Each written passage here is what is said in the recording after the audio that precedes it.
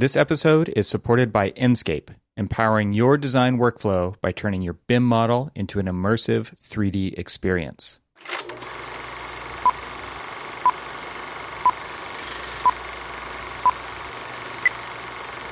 Happy birthday. Yeah, that too. You know what I got myself for birthday? On the day of? No, I do not. You can guess. What? A day full of meetings. I was going to say something cool like Field Notes notebooks or a new fountain pen or, something like at our age, the kinds of gift reductivism that happens. It's like, I got myself a piece of paper. Well, no. So, when I did schedule these meetings, I knew that it was my birthday. And I was like, look, because of like the time difference and it being the end of the week for our client on Thursday, I went ahead and scheduled everything for that day, knowing that I was going to take Friday off. And I did. Finally, people were like, although people were like pinging me, it's just like, hey, can you join this meeting? I'm like, no, I'm taking. I was like, what do you think in the schedule it says Cormac PTO? And they're like, oh, yeah. You don't take PTO. It's like, oh, that's just. See, you've trained people. You've Exactly. trained them. It's not their fault. It's your fault. Yeah. Wow. Well, we had another birthday around here too. The birthday of the show yes, as well. Wait, didn't we start?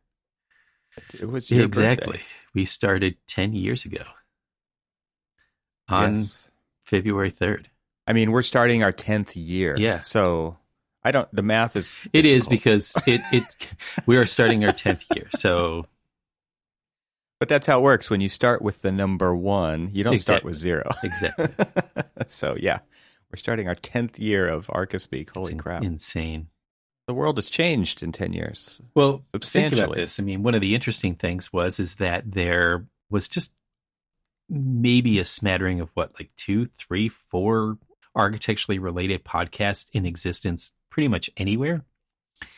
And now there's architectural networks. There are people that aren't even part of architectural networks that have architectural podcasts that talk about, life in architecture, that talk about all sorts of different things. And so in this 10 years that we've been doing this, the voices have grown louder and louder, which is fantastic because I remember early on, we were kind of getting bashed because we were 3 guys that were talking about architecture. We weren't doing an interview show. We didn't have guests. We were just talking about it from our perspective. And a lot of times when we had criticism, it was about not talking about architecture and other people's perspectives. And I know that the conversations that we had always had at that time was but we're only able to give our perspective. But what we would like to do is invite you to pick up a microphone and a platform and start your own. And slowly but surely that happened. Right. And now we've got so many different podcasts with so many different perspectives, really talking about the joys, the struggles, the everything about architecture from their perspective, from these different platforms of perspective. And that I just absolutely love the fact that I don't know if we want to consider ourselves pioneers or trailblazers. We just were first. We were one of the first. One of, not the first, but we were one of the first. There was, like I said, a small smattering. And the good thing is that a lot of those are still around, but it has just grown and grown and grown and grown. And that's just, it makes me feel great that there's so many voices within architecture, but early on it was only being heard by, let's just call it the perceived institution of architecture. And now all of these voices are of every face in architecture. And I love the fact that has happened in the 10 years that we've been doing this. It's interesting to think about it as I think we're just early adopters kind of in that sense. And the majority is not, right? And that's fine. That's actually how it works. And when you look at where podcasting has come in the last 10 years, just as a medium, I mean, not only were we a minority in a category, but we're also weren't many podcast listeners at that time either. And so the audiences were much smaller, but also probably a lot more. There was a lot more vigor there for the ones who were listening to podcasts, like because the audience was smaller. They probably felt like there was, and I guess maybe we did too. There's more of a opportunity to voice your thoughts and feelings, whereas now it's like, wow, I can't believe how many options there are. And it is a testament to maybe just the dedication of architects in general, to the ones that have been around for this long and people are still doing it, because I think the majority of shows, something upwards of 70 or 80%, never make it past 10 episodes. There are a ton of podcasts out there, no doubt, but most of them are 10 episodes or less. Did you ever, and I sort of like, people were like, oh, you do a podcast? And it was almost like I was embarrassed to admit that I did a podcast early on, because people looked at you like, podcast? What the hell is that? Well, that's funny, because nowadays I think it's the same, but for different reasons. It's like, yeah, everyone's got now, back then it was just like, especially pandemic times. Like back then it was, oh, I do a podcast. Like, what's a podcast? Or like, what a, exactly. What a loser. What a nerd.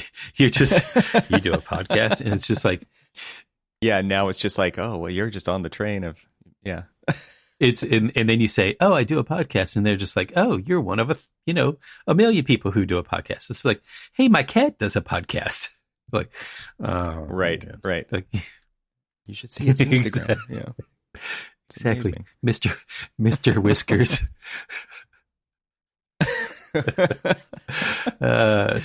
Oh man, didn't see that coming 10 years ago. So we are the Mr. Whiskers of architecture. Yes, we have the show title. And Evan, what do you think about Frank Gehry? Right. Go on. No, I'm just hungry, damn it. Exactly. On my iPhone photo widget today, I have a shot of architecture, which doesn't happen. I usually it's a picture with the kids or something like that, but today it is Wayfarer's Chapel by Lloyd Wright, otherwise known as Frank Lloyd Wright Jr., and in Palos Verdes, which is, have you ever been there? I know you've been out to the West Coast a couple times. Yeah. You said Wayfarer? Wayfarer's Chapel. Yeah, it's in Palos Verdes.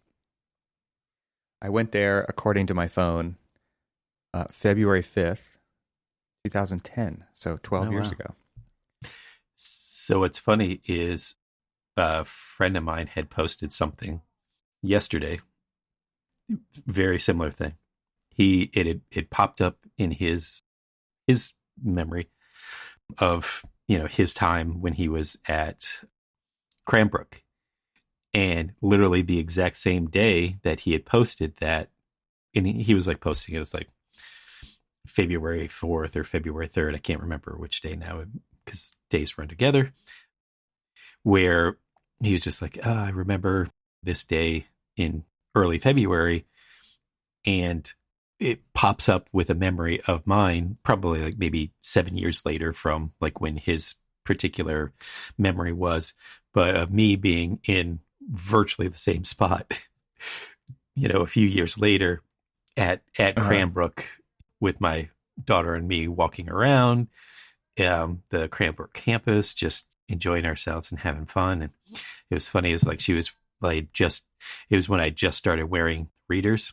And so I had them as always hanging from my collar, and she's like, let me walk around with these. And so like I gave them to her, and she was just like walking around.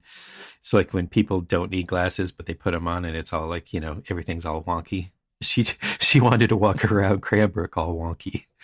And but it was, I now finally got to Wayfarer's Chapel, which I unfortunately had not gone there, which next trip out I'm going to have to, because it looks amazing. It's barely a building. Yeah, right. It looks so delicate. When you look at it, it is so delicate. I mean, it's amazing. I did a little bit of down the rabbit hole this morning looking at it, and I was just looking at the floor plans and the elevations and things like that, because I wanted to see how delicate it, you look at it in perspective is one thing, but you look at it as like the pure geometry of it in plan and section.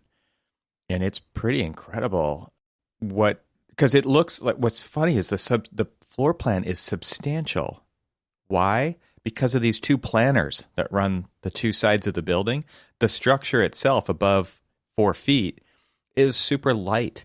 And I just thought it was pretty incredible because I was reading a little bit of the story about it. And, they obviously sought him out to design this space. And this, I think, goes back to some of the things we've talked about on the show, which is like, luck had it that he had just been in a grove of redwoods in Northern California and was super inspired by that. Interesting. And so then he comes back and designs this, and it is actually all about those planters. Why? Because the planters hold the trees that form the canopy, which is really what this space is about. I can totally see that. I totally feel that. Like, now that you say that, and I'm looking at these photographs of like the structure that holds up these very, it's got a lot of like very almost Wrightian geometry, but it feels like you're looking through a canopy of trees. And it feels like at the base of these trees, where you've got like the ground cover and all these, lower plants and stuff. I mean, it totally does. I mean, it feels like that. It's pretty wild when you say it, because you look at it and you're like, oh yeah, I get it. Right. If you look back at like some old photos of it when the trees were small, which is funny, right? Because like we've totally experienced this on our projects. It's just like with the really immature trees and plants, and it's just so sparse and barren. It actually reminds me of just my wife and son have Disneyland passes, so they go like once a month or something, and they were looking at on Main Street in I think it's in the Penny Arcade building. There's a model of the original Disneyland, like a full physical model of it under glass, and she took some pictures of it, and then that leads to they go exploring the park now, looking for where things have changed. And they actually have figured out quite a few things about like the size of Sleeping Beauty's castle and like where the carousel is versus where it was, and the teacups have moved and all of these things, and how things have gotten a little bit bigger and how they've kind of, manicured things. But the striking thing is the lack of vegetation versus now. And that's the same thing with Wayfarer's Chapel. It's like these trees are 10 to 20 feet tall, and now they're just they envelop the building. They're enormous, and I can't imagine. This is a total architect thing, which is envisioning the future state of a space, especially when it comes to this, right, where the landscape is the purpose of the future. Like that's what the goal is to get it to that point where it actually feels like that feeling he had when he was in the redwoods, but here in on a bluff in Palos Verdes that overlooks the ocean, right? So a very interesting kind of, this is a long-term project. It's funny because it's like the project, even though it's not under construction for the next 30 years, it kind of is, because you're waiting for those trees to get to the place where that realizing the vision. Where when you sat down and you probably sketched it out with all of the trees as part of this kind of like curated vista. Totally. It's interesting. I look at this and though it has, to me, the first thing I think of when I look at this is the Yancey Tire Chapel for the Rural Studio. And you've got this, it's a chapel, and chapels somewhat follow a similar rule of like a center aisle with the pews on either side, and then the altar or something in the background.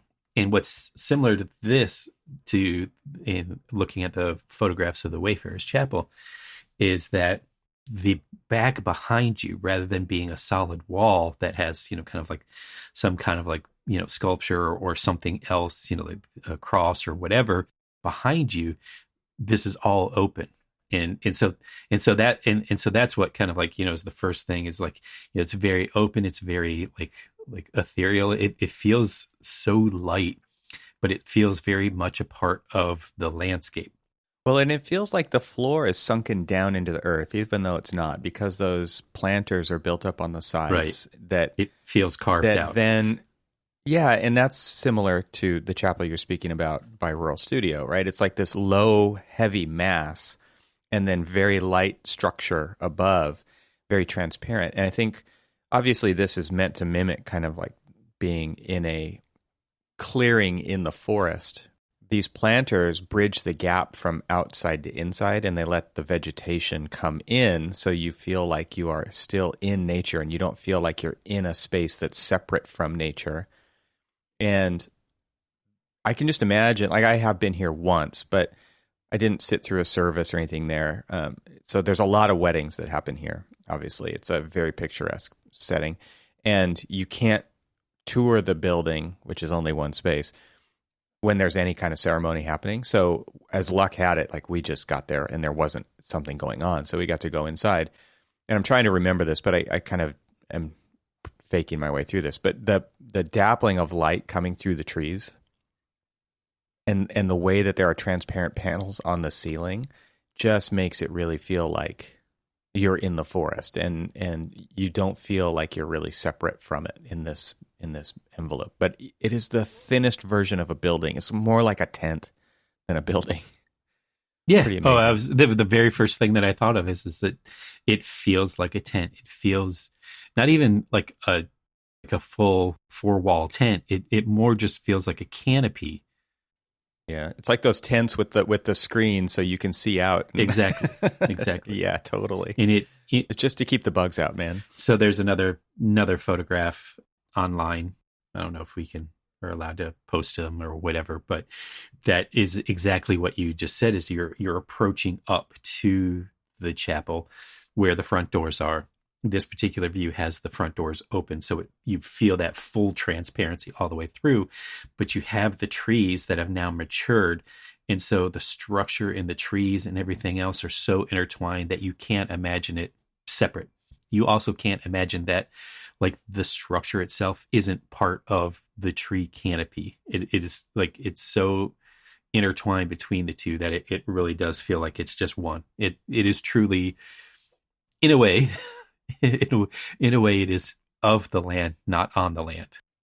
Yeah, it does feel very integrated, which is a total Wrightian thing to do, obviously. It really reminds me of Fay Jones Chapel, too. The thing you were just saying is the sense I get, and I've never been to that, but I would imagine it's a very similar feeling, but a very different geometry. Yeah, that one, in fact, yeah, Thorn Crown Chapel. I was that momentary brain, freeze. So, I didn't even have a clue. So good job. Yeah, Thorn Crown Chapel is very much that, like Wayfarers. I know for a fact, because I know the people who, the student team who designed the Yancey Tire Chapel, that Thorn Crown Chapel was like their inspiration for the Yancey Tire Chapel, but it was obviously their interpretation, their kind of like take on it. And to be quite honest with you, the entry hall to the E.O. Wilson Biophilia Center that I designed is very much an homage to not only kind of like the aesthetic of the Rural Studio in kind of a very Florida-esque type translation of it, but it also, that entry hall is kind of my homage to Thorn Crown Chapel, which seems like it is very much an homage to like Wayfarers and Yancey and all of these other ones that are just pulling inspiration from these like just delicately beautiful interventions in the landscape. We always like talk about this, oh, you're destroying the land when you do things like that. But when you look at those successful projects that really can kind of like bridge that gap and be... When you were saying that, I'm just imagining like a giant windowless CMU box, like a big box store, I guess. and smashing, like it just landed there, man. But I mean, when you're trying to integrate something to nature, like true nature, that like totally, you're on like a walking path, and you're still out in the middle of the woods, but you're like, hey, I'd like to build something out there. There's ones that you're like, oh God, I really wish that they wouldn't have done that, because look at what they've done. I mean, this whole pristine area is just ruined because of that. And then you get those few projects that you're just like, wow, your jaw drops, and you just you can't say anything because they're just amazing. And actually, funny enough, I mean, I put, because I'd never, honestly, until you had said it, I don't think I actually even knew Wayfarer's Chapel existed. And now I do, and now I want to see it. Let's take a moment and talk about the sponsor of this episode. Enscape is a leading real-time rendering and virtual reality tool for the global AEC market. It plugs directly into your modeling software, giving you an integrated design and visualization process. With Enscape, you can render in real time and walk stakeholders through your rendered model with incredible ease. Your buildings can be experienced long before they are built. More than 200,000 unique monthly users from over 150 countries use Enscape to envision better designs. To learn more or to sign up for a free 14-day trial, visit enscape3d.com/Archispeak today. That's enscape3d.com/Archispeak. It's interesting to compare Wayfarer's Chapel to Thorncrown Chapel because this is totally synthetic. Like this is a setting, obviously the oceanside setting and the bluff and things were there, but to create a building that is surrounded by trees, all of that was created. And I would assume, and maybe this is incorrect, so correct me if I'm wrong, but Thorncrown Chapel is the opposite. It's basically creating this type of a space in an existing setting. And what's interesting to me is like the geometry of these two projects that we're comparing are kind of the trees in a way. The way that this building, these archways kind of touch each other at the angles that they do is very much like the trees and the canopies that are above them. And I think from memory, and I'm not Googling this at the time, but Thorncrown Chapel has got a much sharper, acute geometry that I think is a lot more like, and obviously it's in a very dense forest setting, but they seem like they're very much of the species of tree that's there as structure goes, which I think is kind of interesting too. Like these are very different projects from each other, but you kind of get a similar sense when you're experiencing them. So I guess there's a conversation going on about uniforms and branding and all that other stuff about architecture. And so bear with me here when I go on this little, divergence. I just saw a path. I'm going to wander down it for a second. Sure. That both, obviously, Lloyd Wright, Frank Lloyd Wright Jr., and Fay Jones are both apprentices of Frank Lloyd Wright. And both of them have clearly, if you look at Thorncrown Chapel and you look at Wayfarer Chapel, that they have very much a Wrightian sensibility to them. I mean, you can't not look at them and think, first of all, how is Frank Lloyd Wright involved with this? I'm sure, especially on the Lloyd Wright side of things, that confusion happens. I bet many of his projects are attributed to his father because his father's just more famous. Yeah. But I mean, the visual language is there. So. Yeah. But I mean, so I guess oh my gosh, I just fell down another rabbit hole. Stop, put the Google away. Well, as we're sitting here talking about this, and I know that some people may be thinking about this as we, so we've talked about the Wayfarer's Chapel, we've talked about the Yancey Tire Chapel, we've talked about Thorncrown Chapel, and now this Mildred B. Cooper Memorial Chapel. Do yourself a favor, look that up real quick. Oh, you're going to have to say that again. Mildred B. Cooper Memorial Chapel. Because you will say, whoa. Exactly. Jeez. That is what you will say. I'm looking at weddingspot.com's photo. It just... Wow. I mean... That's steel, right? I mean... Yeah. I mean, this is Fay Jones, but with Gothic arches. Exactly. I could just see it's like pitching a new show on NBC. No, this one's like Fay Jones with Gothic arches.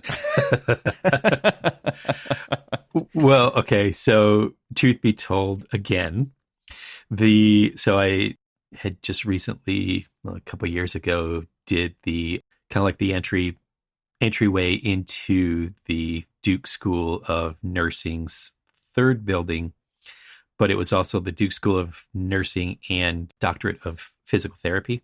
So we just always called it the PTSON is what we called the building because it was a lot easier. Because architecture needs more acronyms. Because architecture, but because Duke itself is very Gothic, but we were trying to do a almost exposed steel modern interpretation of. I used the Cooper Memorial Chapel as somewhat of a inspiration to that. So Fay Jones has always been one of my favorites, and in some of the ways that he can express structure in a way that feels so light and airy and delicate, but it's also this big massive structure, much like the Wayfarer's Chapel, where it is so light and so airy, but it's this big heavy timber. But it doesn't feel like a big heavy timber. Kind of like Shigeru Bon's work now. Exactly. Exactly. It's so intricate, and the connections between pieces are so well thought and considered. And the whole composition is where it's like you can analyze these spaces or experience them in so many different scales. I don't know how we got here, man. This was just a freaking photo in my photo memory widget on my home screen. But this is what architecture to me is all about. Like this kind of, like you said, let's wander down this path. Let's see where this goes. That is what this conversation has been about. What was funny was on this, I was reading a little bit on this architect's. I guess it's maybe I don't know whose website this is, called ArchEyes, ARCHEYES. And I kind of skimmed this site because he has a write-up, and I'll put a link to it in the show notes on Wayfarer's Chapel. And when it comes to like the geometry part, I'm trying to find it again, but I'll just paraphrase because I don't know where it's quite a write-up. But it was saying that the 30-60 degree angles used in the geometry are found in nature, in snowflakes and structures like that. And I'm like, this sounds like post-justification to me. Those are the triangles that drafters use. That's what I was thinking. This is the angle that the triangles come in. That's why they were used. Pretty funny. I just sent you a link that we could, which funny enough is one of our renderings that we did out of Revit with a little bit of Photoshop in there, but it kind of, you can kind of see this. Yep, I see it. I see it on the inside. Yeah, I see your Gothic steel arches on the inside of this pristine glass box, and they're all exposed steel with like express connections. It's just that you designed. That I designed. Yeah. I can't get over this transparent tree in the foreground. Jeez. Isn't my There's choice. No doubt if this is real versus a rendering. Oh, you don't have transparent trees? No, I haven't had those yet. Although it's funny, it's like, so, like we do have all of those benches and everything else in that photograph, but like those trees and stuff, we're back to where you started. Yeah, they're babies, and we're obviously really hoping that those start to grow in more because, the whole kind of like shading that this glass entry piece is very much, southern exposure. And so, and even though we do have like high performance glass, and the shading fins have evolved from this one, it's don't even get me started. Well, we'll put a link to this project in the show notes too, so people can see it. But this is a problem that you have less on the East Coast than we have on the West Coast, where we don't have any water to make the trees grow. There's just a whole lot of hope on the West Coast that those trees get big, because you go to the East Coast, everything's green and big and overgrown, and you come over here and it's like the trees are okay. We can afford 5-gallon trees, number one, and they are 40 feet apart, number two, and we're going to put them on drip, number three, and we don't get any rain, number four, and all of these things that are working against us as far as landscape goes. But we also have kind of this artificial landscape here in Southern California, right? You come here and you do see, like, the city I live in is known for the number of trees, and it's totally artificial. Like, this is a desert. So we've kind of created this landscape, Disney-esque, that is not real. So expectations are upset when you've got to tear out your lawn and put in xeriscape, which is, decomposed granite. Yeah. I remember when that first came, like that when it was like the term came out, I literally thought they were saying xeroscape. Like, Me too. Yeah, totally. Yeah. How do you spell that? Wait, what? Like, that's not how you spell zero. Because that's not what I'm saying. I thought it was kind of a play on, like, no, you will have no landscaping, like xeroscape. Exactly. That's exactly what I thought it was. Yeah, dirt and rocks. That's what you get. That's xeroscape. Yeah, it'd be a good name for a landscape architecture firm. Minimalist. Xeroscape. Well, I think we might have come to the end of this path. We probably got to turn around. Thanks to Enscape for their support of this episode. Visit enscape3d.com/Archispeak today for a free 14-day trial. Thanks for listening. This show is part of the Gable Media Podcast Network. See all the shows at gablemedia.com. That's GABLMEDIA.com. You can help support what we're doing here by leaving a 5-star review on Apple Podcasts to help get the word out, and don't forget to share it with your friends. We'd love to hear from you, so leave a comment on the website at archispeakpodcast.com, where you can find our entire catalog of shows. Talk to you soon.